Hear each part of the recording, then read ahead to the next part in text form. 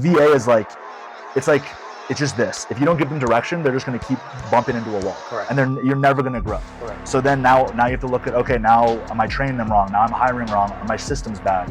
It's so much more than just making a quick hire. You know, so for me, hiring is something I will fully admit it's one of my flaws, and I'm trying to work on it right now. And we're gonna help you with it. Yeah, literally, I'm working with you. Yeah, exactly. Which is exciting. Yeah. But you don't know how to sell. You're probably shitty. You probably have a shitty product. Delusion. Yeah. So I was like, I started with free trials, and then I went to $97 a month. And then I went to 197, and then I went to 297, right? And I've now done more. But you get comfortable with taking people's money. I remember the first client I ever got on a free trial, just got his credit card information, didn't even get to charge him. Yeah. I screamed so loud, like my mom really thought I had like a heart attack. Bro, it's the most exciting thing. The craziest thing. It's like, this is real. And that guy, David's still with me, still paying me his, sick. I think he's at like $6,000 LTV rate. That's amazing. It's like, wow. And just the nicest dude. The best. Like the best possible client I could ever get was my first client.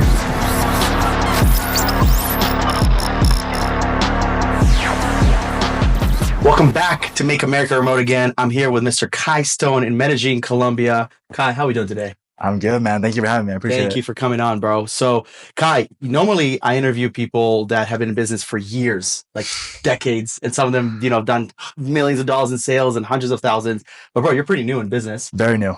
And it's exciting times for you because it doesn't sound like you guys you come from this type of world, right? So this is new. So I want to dive into this because I'm excited to learn from someone that's brand new in business today. Because all the time I'm like, what would you do if you were starting today? But no one actually started today. You actually started. Close. Yeah, right. So let's take this back. Like, first off, you're from Hawaii, which is pretty cool. Yep. And how did you first hear about the opportunity that you're currently at? And then we'll dive a little bit into what you're currently doing. Yeah, I mean, honestly, I graduated college like 2021. I worked for my parents for a bit. There was like a point where I was like, fuck, I was just sad, depressed. Like I was like, I need to do something. Right. So I was like, just like everyone else thinking about starting a business. I watched a shit ton of YouTube videos, dilly-dallied for like 3 months. I got onto social media marketing. Right. And then I was like, okay, cool. $3,000 a month for like, for running ads. Like I can do that. And then somebody brought up the idea of software. Right. And I'd run my parents' Airbnbs and I'd used a property management software that was fucking horrible. We paid like $200 a month for it. And I realized it became such an integral part of their business and like using it every day that like we're going to be paying them $200 a month forever. And we never I never talked to their support team ever. So it's like they're just getting our $200 every month and that company is doing nothing for us besides giving us the software. So then I thought to myself, like, okay, low ticket recurring revenue seems like a way better business than high ticket, like high monthly retainers, like social media marketing. And one of my buddies from college, I just texted him. He's an entrepreneur. I was like, dude, I know you're up to something. What are you doing? He's like, dude, you got to check out Go High Level on your shirt.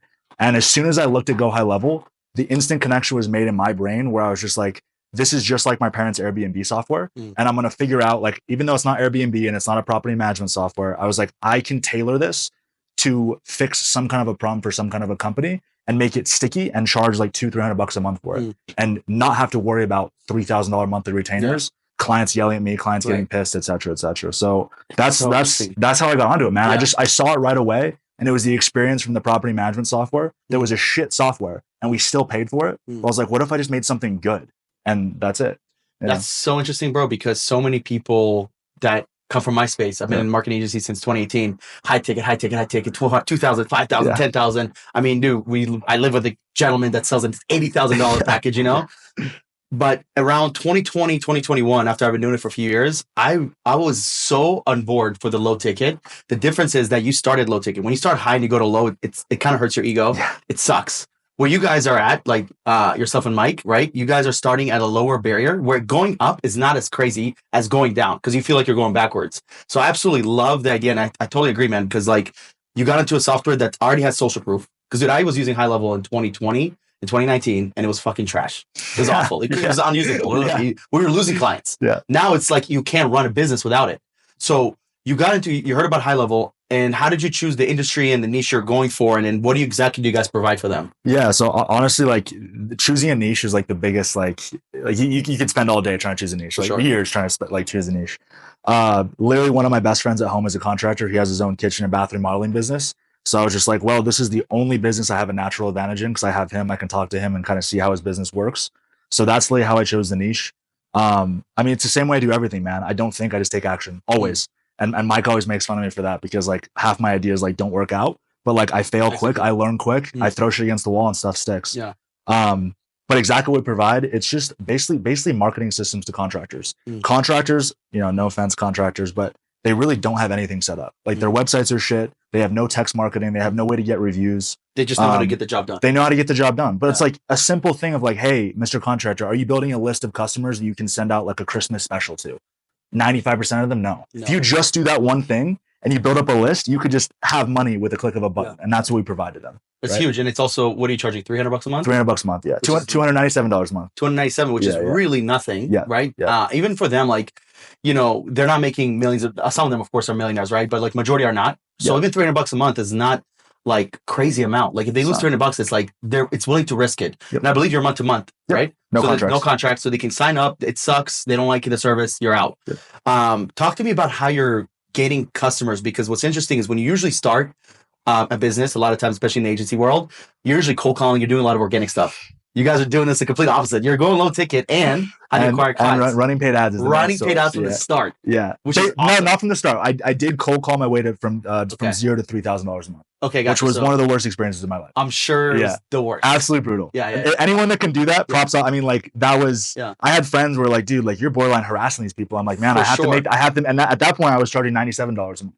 Dude, just to get good at selling. I don't know what's worse is being a cold caller all day or selling cars. And I'm not telling you, selling cars sucks, dude. But cold calling, it is draining. The difference is it's not a physical, you don't have to be there, right? So so you were cold calling, and then at what point did you transition to paid ads? Man, I saw people like you on YouTube. I saw Pavel. I saw guys like Cole Gordon. I'm just like, I just feel like ads is the most scalable way to grow a business, right? I lost so much money on paid ads when I first started, right? But it's just like, the way I think about it is, I don't know who said this, but it was a mentor. He was like, getting good with paid ads is like being able to push a button and get customers. And pushing a button, getting customers, in my head, I'm like, if I can figure this out, whether I have a software company or I move to a different company, if I can figure out paid ads and get good at that skill, I can basically scale any business because I know how to get customers. Correct. Right. And in my head, getting customers probably what everyone struggles with the most, right? 100%. Getting customers is especially for beginners. Right. You can work on your product, you can work on your sales skills, but like actually being able to get customers interested in your shit, it's super hard. It's super hard. Especially the cold calling.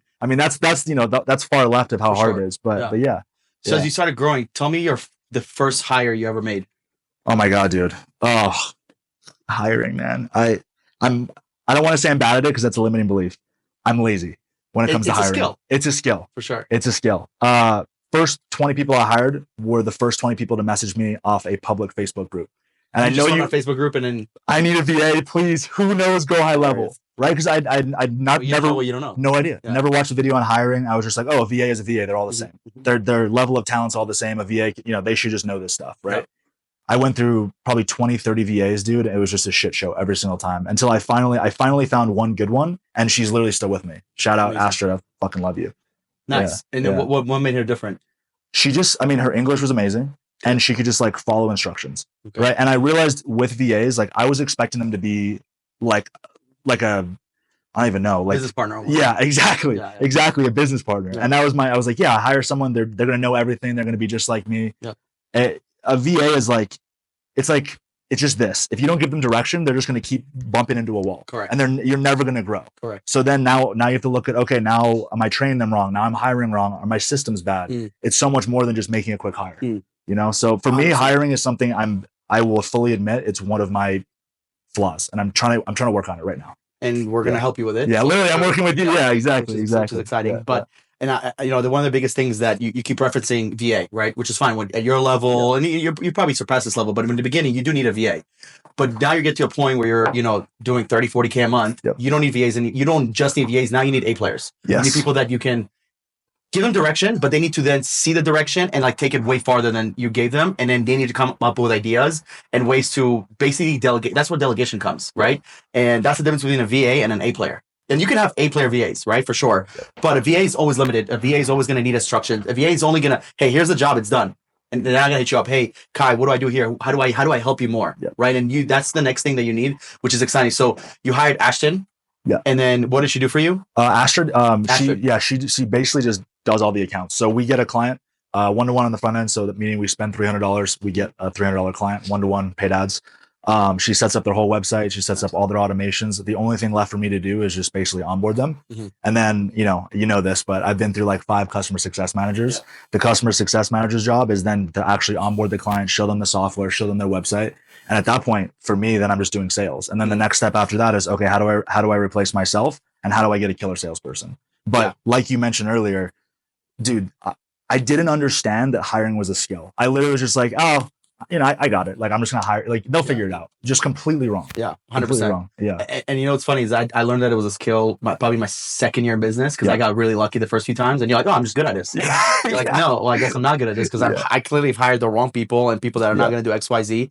And you learn just like anything in the world. If you want to get better at it, it's a skill, right? It's taking interviews, it's hiring people, it's having SOPs, trainings. It's also learning when to cut people off because you seem like a very nice guy. So am I. It's hard. And then there's a difference between nice and kind. Right? Nice people, let the people just kind of run over them, not really track anything. Kind is like, hey, I'm going to be kind to you, but I'm also going to track your shit. And if you don't do this, you're out. Yep. Right? So these are things that you have to work on. So, I mentioned this earlier, you're doing between 30 to 40,000 a month now, which is pretty exciting. When did you start? September 14, 2023. It's about a year and a half. Year and a half ago. Yeah. Okay. Gotcha. And then how big do you think you can get this? Like, what do you think like the potential of this is? I don't want to go past 100K a month, but like potential, I mean, 200, 300K a month. I mean, it's unlimited. Because at 100K a month, you have about 1,000. You have 1,000 accounts. Yeah, what would it be? It'd probably be like 3. No, it'd be less than that. Whatever. I don't know. I can't do the math. It's a lot. It's a lot. Yeah, it's a lot. No, it's not 1,000. It's like 800 or something. 800 like still a shit. It's a lot of accounts. Yeah. So you would need like 40 like account managers potentially. No, not even close. No, for us, I mean, one account manager can handle 200 clients. Easily. That's crazy. So 4 people can handle 200. Exactly. I literally just was talking to Temple earlier. I said I could probably get this to $100,000 per month with 4 to 5 employees, and them all being offshore, paying between probably $1,500 to $3,000 a month each. Which is crazy because I'm thinking lead generation. Yeah. One account manager could probably stand 20, 30, 40 max. If that. Yeah, that's a lot. Temple does 70, which is insane. Yeah. Insane. Yeah. But 30, 40 is like already a lot. And with you guys, because it's low ticket and you're not generating leads, all you have to do is just to set up a marketing setup for them and just make sure everything's working. Yeah. Your hands off at that point. Well, if you think about it, it's just like a giant funnel, right? It's at the top, all your clients funnel in. It gets really fat in the middle, which is like the 2 to 4 week onboarding process where they need to see the website, make their changes, understand the software, like understand how it works, right? We make it very dummy proof. So it just gets really fat in the middle. And then once they understand that, they kind of flow out the other side and then they don't really need anything. So really what you have is one VA or one account manager handling, 30 clients a month ish, just onboarding. And then after that, there's not much communication. Here and there, if anything. Hey, can you change a couple pictures? Hey, can we change the wording? Hey, we're offering a new service. Can you add it to our website? Yeah. Of course, no problem. What's the reason? Because of low ticket, what's the reason people are like, or reasons people don't stay with you? Poor, I would say bad client choosing by me. And then obviously congruency in the ad. So in the ad, obviously you know this, but Facebook and Instagram ads, you have to make a very bold claim and a bold offer, right? And for us, it's like, we'll build you a proven lead generation system, right? Without spending money on ads. And the thing is, we have seen people where we just change their website, they get hundreds of thousands of dollars of leads per month, right? That doesn't happen for everyone. Wow. But the problem is when we have someone coming in expecting us to change their business for $300 a month, that's the problem. And the thing is, it's a little bit random with Google My Business because some people will just get insane results. And then other people, like, they're really coming in for the automation. Right. And the problem different is reasons. Exactly different reasons. But this is the hardest thing about software and about Go High Level SaaS is because you have to make them understand that, yes, Google reviews are important. List building is important. Having a nice website is important. When you miss a phone call, having text that gets sent out saying, hey, I'm sorry I missed you.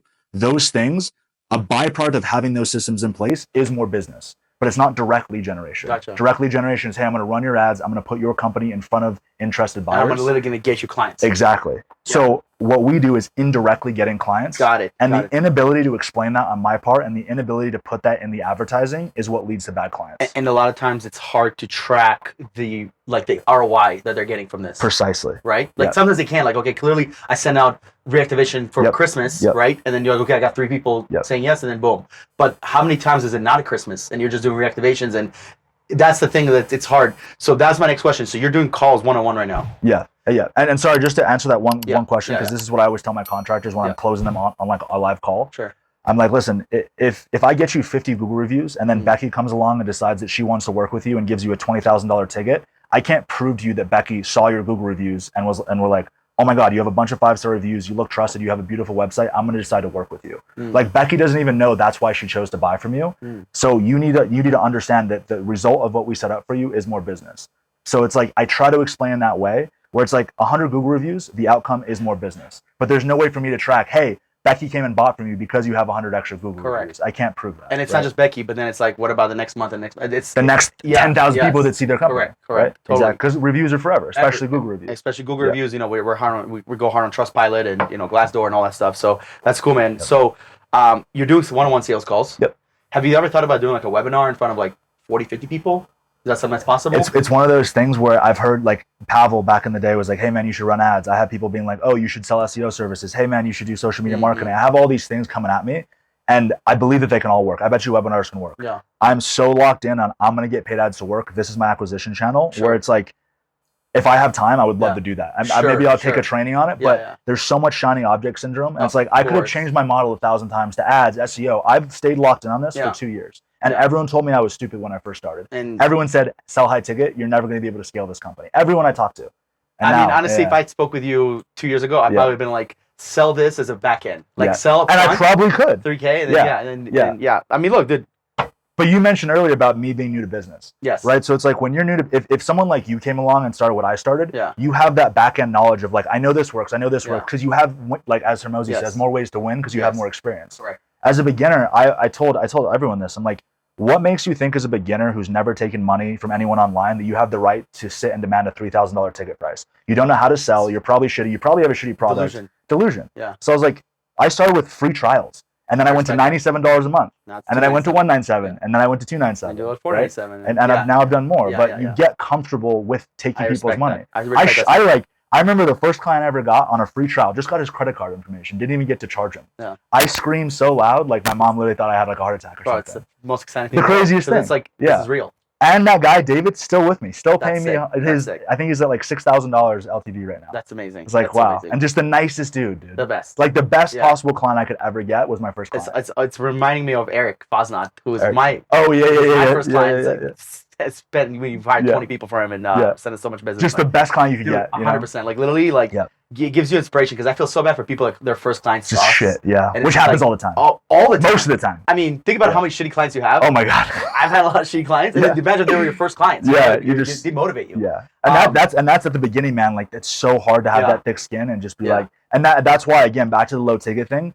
There's just I bet you I could have done high ticket too. I bet you it would have worked if I had said no to everything else and just done high ticket. For sure. Because everyone thinks there's a magic pill of like this is gonna work. Like, but literally it all works. The energy that you put in. Like here's the thing. The reality is the energy that I spend selling $3,000 to $5,000 is the same energy you spend for $300. The same energy that Alex Hermosi spends to sell $50,000 packages. You know what I mean? It's that same hours, same energy. It's just different skill sets and different, obviously, a value. But have you ever thought? And then I'm just asking. I'm just curious. Have you ever thought? Ticket. No, not that. Because I love the low ticket. I'm going low ticket now, right? With the app. But have you ever thought to be? Is it possible to sell this without a sales call?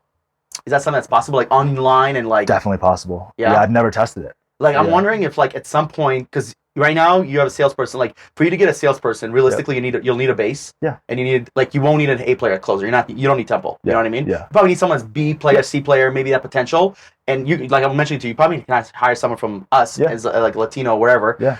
Because it's low ticket and they don't need to make hundreds of thousands of dollars a year, right? They can make 4 or 5K, they'll be happy. And with yours, it's it's much more likely. Yeah. But I'm also curious once you get to a level, because I think you're getting to that level now with the amount of clients you have, the recommendations and obviously reviews and all that stuff. If it's possible to go from a paid ad to then sell them with like a VSL and then they just pay because it's $300. The thing about high level, I don't get on a sales call with high level. Yeah. I don't know if that's something you thought about because it's something that's. I've thought about it. It's so possible. It's one of those things where because of the issue, like that's why you need to hire correctly because the issue is right now I'm working in the business. I have a nightmare of a customer success problem. So what you just said, it's like, oh, that sounds amazing. I have no time to even think about that. Right. That's why it's important to hire as well. Because like if I could just step back for a second and work on the business, I might see something like that and be like, oh, this would take me a week to figure out and implement. Let's test it. But when you're scrambling all the time because you don't know how to hire, right? Like me, you can't even pursue options like that because you're so busy. Like for me to launch another offer, like try something right now, it's too much of a shit show. Sure. So once I get a team in place, stuff like that, testing VSLs, maybe adding something. But when you try to add 10 different things at once, when you can barely handle one thing, that's when your company just crashes. Right? That makes total sense. And I love that. Like that's literally, I had that on my list of things to try. Because like the last thing I want to do is to sell someone on my marketplace and go through a sales call for 97 or not $297 a month, because I know what it's. Yeah. Because I'm like, I can sell someone for $5K. I just got on a call, I pitched someone for $15K. You know, so in my head I'm like, oh, I don't want to sell for $297. Yeah. Obviously, I'm not like. But how long have you been in business though? 4 years. So you started 4 years ago. Yeah, 21. 2020 is when we launched, but 21 I went all in. Like, this is it. But growth is exponential, right? So it's like in your first year of business, like you don't know. I've learned more in the last 3 months than my entire first year and a half combined. I've learned more in the last year. Right. Literally in the last 3 months, actually as well, which is funny, than the last 3 years. Right. So the difference between me and you is 1.5 years, 4 years, but like the actual difference is huge. But also you gotta understand, I also worked for like Joel Kaplan and I was in an agency space. So like I'm like, you're really new. Like a year and a half is basically like, bro, you started 2023. Like people, I remember when we hear about people starting in 21 and 22, and I was like, ooh, that's kind of late. Yeah. And you're 23. That's like in my head, I'm like late, but in reality, bro, we're fucking not like we're at nothing right now. I was actually listening to Alex Wang, good podcast. He was on. He's the owner of Scale.io. I believe that's the company. It's the #1 AI company in the world. They're a multi-billion company. He's actually the youngest billionaire in the world. And he was on a podcast with Theo Von, which is so random. But it's so random, like a young billionaire. But he's talking about the stages of AI. Yeah. Right now we're in the AI stage of when the internet first came out, which was like the 90s. This next stage of AI is when everybody uses AI, just like everybody uses internet. And the third stage is kind of scary to think about because we really don't know.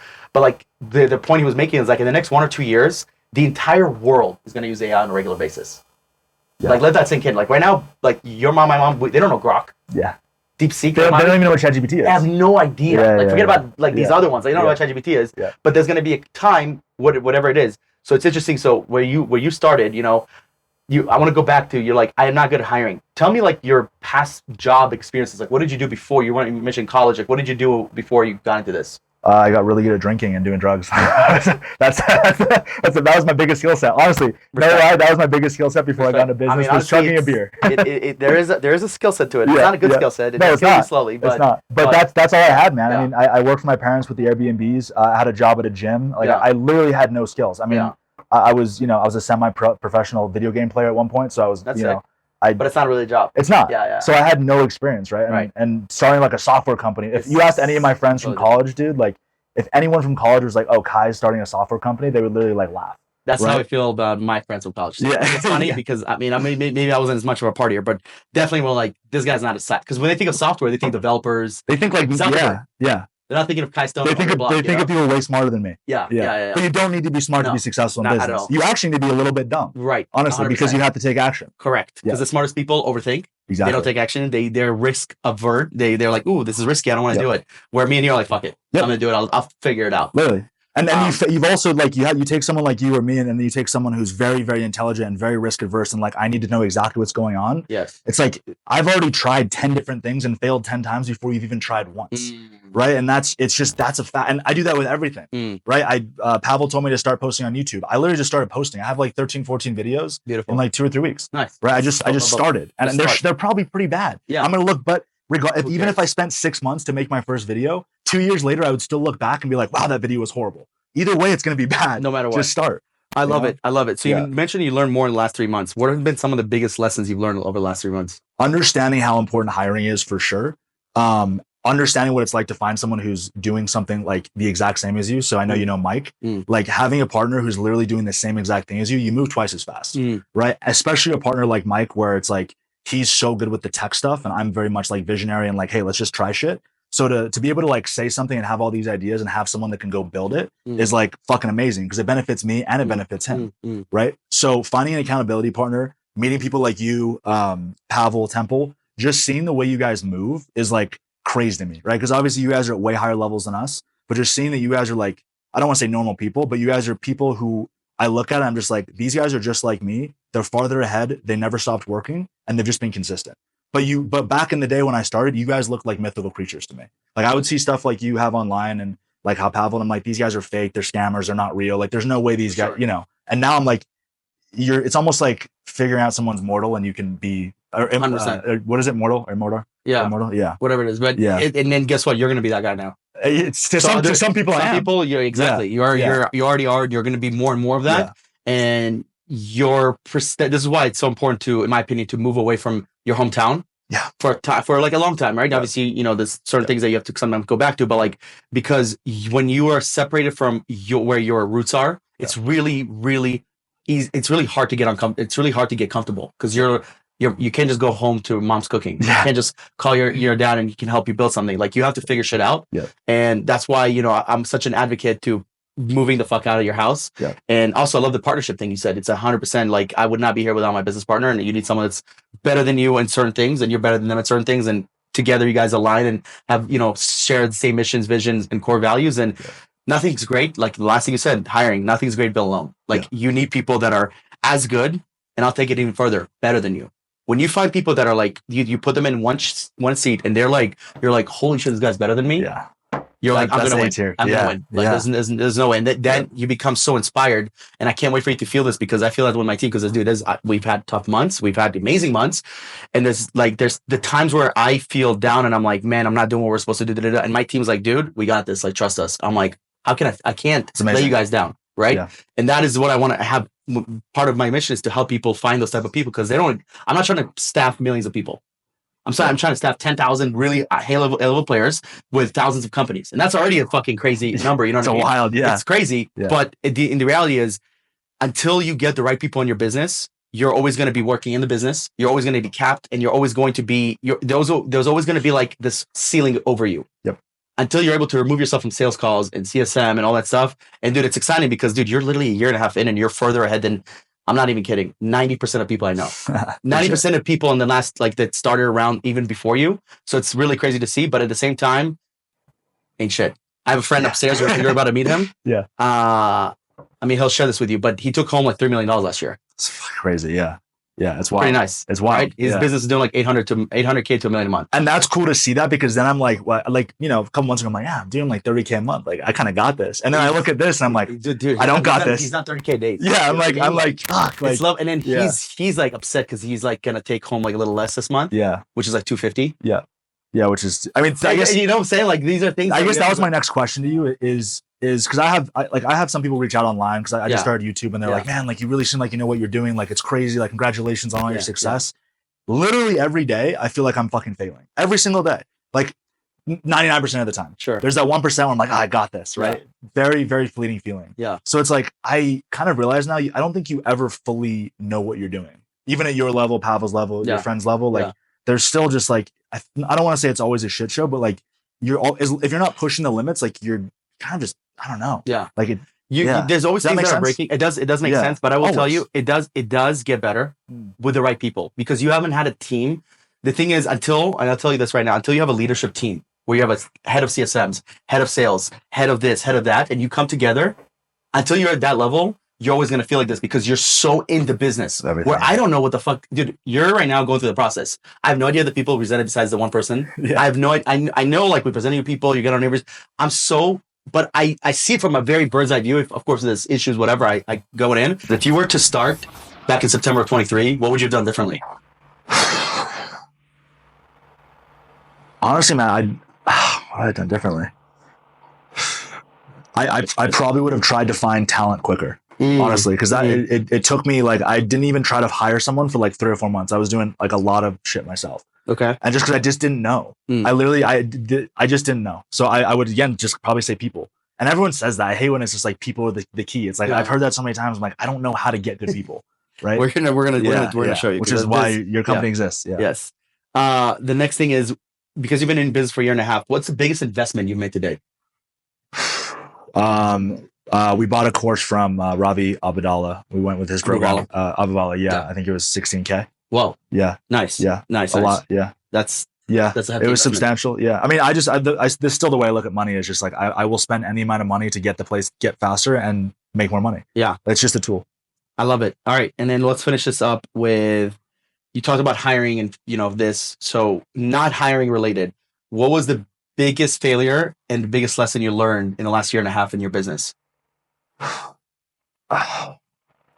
The biggest failure, I would say, is I thought my clients would stay longer, and I think my product isn't as good as I thought it was. I think it's still good, but in my head, I was like, I'm going to get a client, I'm going to have like 95% retention. right? We have like just because it's cheap. Just because it's cheap. And I was like, they're never going to stop using this. So my hypothesis originally was like almost 100% retention. And it's been like 15, 16% churn, which is way higher than I want.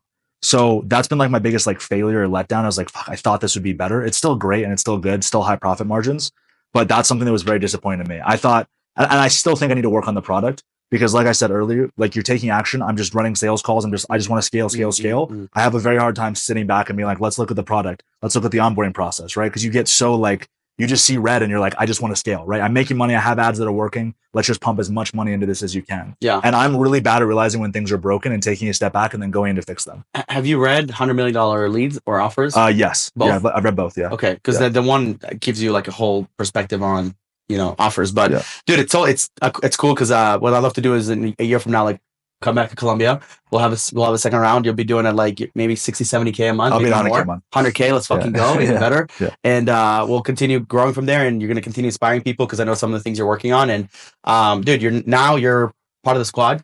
You're part of the community. I appreciate it. And it's cool to see people that are new because we're so used to people doing this for 10 years and doing millions of dollars a month. And like we feel behind. And then sometimes when we're ahead, it's also like, holy shit, I'm kind of ahead. Like it makes me realize, So it's cool. And we also love when we teach, we get better, right? So you start as a student, you become a teacher, and then that's the mastery level, in my opinion. So I appreciate you for coming on, bro. Yeah, thank you, man. And we're going to continue making America remote again. Yes. Let's go. See you in the next one. Have a good one.